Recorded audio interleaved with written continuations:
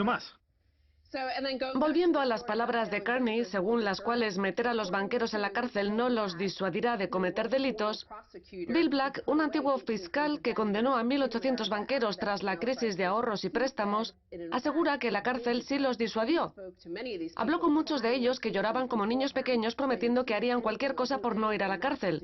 Sin embargo, existe una teoría que hacen circular los banqueros centrales y los fiscales generales de todo el mundo, según la cual llevar a los banqueros a prisión no los disuadirá de cometer delitos. Un operador de Barclays manipula el precio del oro para engañar y estafar a un cliente. La noche del 27 de junio del 2012, el mismo día en que los organismos reguladores británicos y estadounidenses habían multado a Barclays con 290 millones de libras por haber manipulado la tasa de interés interbancario de Londres, el LIBOR, Daniel Plunkett envió un correo electrónico a sus compañeros contándoles que la próxima tarde realizaría una pequeña manipulación del precio del oro para que cayera hasta los $1.558. Plunkett consiguió hacerlo manipulando el mecanismo de fijación de precios, lo que le permitió evitar pagar 3,9 millones de dólares a un cliente, asegura el organismo sobre conducta financiera. Es decir, hizo esta pequeña manipulación un año después de haber cerrado un contrato de opciones con un cliente que solo tenía dos salidas posibles. O el cliente ganaba 3,9 millones de dólares o perdía todo lo que hubiera invertido en las opciones. Lo que hizo Plunkett fue manipular el mecanismo de fijación del precio del oro de las 3 de la tarde del 28 de junio del 2012, haciendo como que tenía cientos de órdenes que en realidad no existían para luego retirarlas todas y lograr que el precio bajase. Eso mismo está pasando en Austria, que quiere que Londres le entregue su oro físico. Los manipuladores de Londres, que no se ven disuadidos por la amenaza de la cárcel, están tirando del precio hacia abajo, porque Londres ha vendido el oro de Austria al mercado abierto, y ahora está todo en Asia. Así que Austria no podrá recuperar su oro.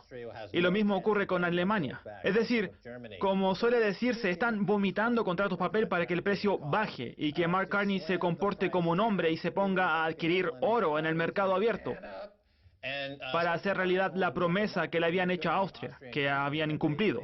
Austria, que tiene la misma opinión sobre los banqueros que no cumplen sus promesas, le dirá a Mark Carney, nos debe el oro, que le ha vendido a Asia. Y Carney responderá, en el Reino Unido no castigamos a los banqueros. Y entonces Austria le declarará la guerra al Reino Unido por haber perdido su oro. Y entonces sucederá lo de siempre. Así empezó la Guerra Mundial, cuando el Reino Unido vendió el oro de Austria y Alemania. Ahora Europa necesita el oro por culpa de la emisión de moneda hiperinflacionista que llevan a cabo los bancos centrales. Así que estamos listos para una nueva guerra. Desde luego, en ese caso al oro le irá muy bien. Señor Kerry, compórtese como un hombre y dé la cara y vaya al frente de batalla. De lo contrario, cierre la boca. Si recuerdas, el 27 de junio del 2012 el precio cerró en el nivel de los $1.573,50. Plunkett necesitaba que cayera por debajo de los 1.558,50 y al final lo consiguió.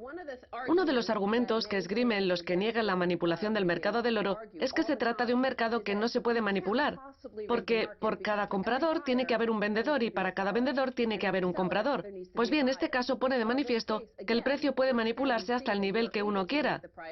Plunkett necesitaba un precio concreto. Por eso envió un correo electrónico a sus compañeros diciendo que necesitaba que el precio cayera por debajo de los $1.558,50. Y al final lo consiguió. ¿Cómo es posible si este mercado no se puede manipular? Porque ellos son el comprador y el vendedor. Exacto. Acumula los errores en la cuenta de transacciones erróneas de la casa y cuando esta cuenta se hace demasiado grande, el Estado lo rescata. Ya lo hemos dicho muchas veces. En Société Générale, Kerviel fue detenido y enviado a prisión por hacer eso mismo, exactamente por encargo de sus jefes. El presidente de Société Générale le ordenó a Kerviel que manipulara el mercado y él lo hizo. Lo han utilizado como chivo expiatorio porque la realidad es que Société Générale es insolvente. Y lo mismo puede decirse del banco francés BNP y de los británicos HSBC, Barclays, Lloyds y RBS. ¿Cómo es que se mantienen a flote? Manipulando el mercado. ¿Cómo lo financian? Con tasas de interés extremadamente bajas. ¿Quién les ofrece esas tasas? Mark Carney, que no le devuelve a Austria su oro. Animo a los líderes alemanes a que invadan el Reino Unido. Señora Merkel, bombardea a esos idiotas si quiere recuperar su oro. Escóndase en un búnker y protéjase de las bombas. Mark Carney ha vendido el oro. Nosotros estaremos a salvo en algún lugar de Nueva Jersey, en Estados Unidos, lejos de este infierno. La verdad es que en Nueva Jersey estaríamos mejor. En fin, Plunkett consiguió un beneficio para Barclays de 1,75 millones de dólares, lo que contrasta con los 3,9 millones que su cliente se habría llevado si hubieran recompensado su opción. Hace poco el príncipe Carlos criticó a Putin. Vamos a hacer una versión del programa que el príncipe Carlos podría entender si Rusia no hubiera participado en la Segunda Guerra Mundial. Sería algo así como...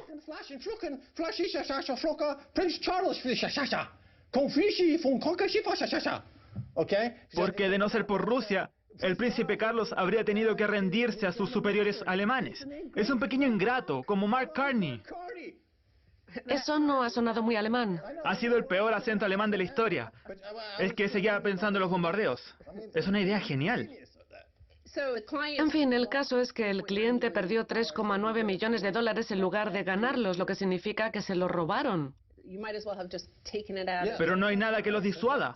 Eso es lo que quiero decir. Mark Carney no lo enviaría a prisión, pero lo que sí ha hecho es multarlo con 95.600 libras, mientras que el banco británico Barclays fue multado con 26 millones de libras. Eso sí, nada de cárcel. ¿Recuerda lo que dijo David Cameron sobre esos chicos que habían robado unas cuantas botellas de agua de $4? Si son lo bastante mayores como para cometer un delito, también lo son para ir a la cárcel. Pues bien, en este caso, Plunkett solo tiene que pagar una pequeña multa que equivale a una pequeña parte de las ganancias que obtuvo de manera fraudulenta.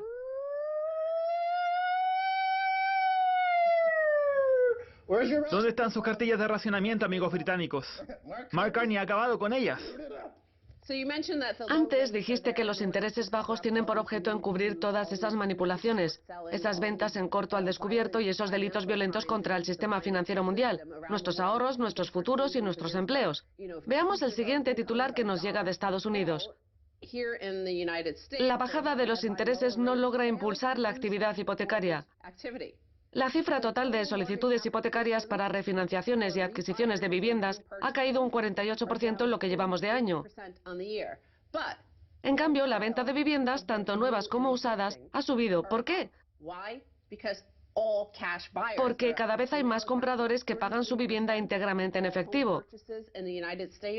De hecho, ya representan el 33% de las adquisiciones de viviendas en Estados Unidos, cuando en un año habitual esta cifra se sitúa de media en el 10%, es decir, a pesar de los intereses bajos, el 99,99% de la población no puede permitirse o no reúne los requisitos necesarios para contraer una hipoteca.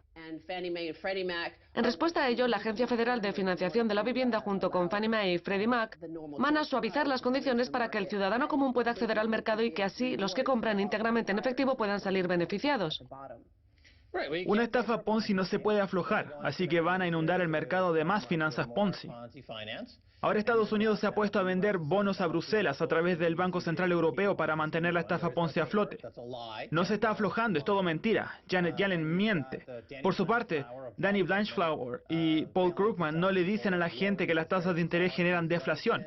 Ellos son quienes están provocando deflación al tratar de mantener a flote a los bancos zombies. Intenté explicárselo a Danny Blanchflower, pero es un ideólogo que no entiende la economía real del día a día. Y lo mismo puede decirse de Paul Krugman. Son académicos que no tienen ni idea de cómo funciona el mercado, ni de los fraudes y delitos que en él se perpetran. William Black sí que lo entiende, pero lo han dejado de lado porque no quieren que se aplique el Estado de Derecho en ningún lugar de Estados Unidos. Creen que está bien robarle el oro a la gente. Ya lo ven, Alemania y Austria. Me estoy acordando del artículo que escribió Margie Wolf en el Financial Times que decía que había que destruir la clase de los ahorristas porque ellos son los rentistas. Hay un lugar en el subsuelo para Martin Wolf mientras espera los bombardeos con su cartilla de racionamiento. Pero está fortaleciendo aún más a la clase rentista estadounidense. Sí. Porque el ciudadano medio ni siquiera puede beneficiarse de esos intereses bajos. Solo hay una clase, un pequeño número de privilegiados que puede aprovecharse de esos intereses cercanos al cero. Y la verdad es que les va muy bien. Ellos son los que fabriquen las bombas y las tiren. Los mismos que no son capaces de rehabilitarse, según Mark Carney, porque son unos delincuentes tan arraigados que ni siquiera la cárcel podrá reinsertarlos. Amenazarlos con enviarlos a prisión no detendrá esta gran oleada delictiva. Amigos británicos, no piensen que son bombas, sino cartas de amor de sus amigos alemanes y austríacos. En fin, Stacy, tenemos que irnos. Muchas gracias. Gracias a ti, Max. No se pierdan la segunda parte del programa. Veremos una entrevista que grabé hace unos días con Ronnie Moas.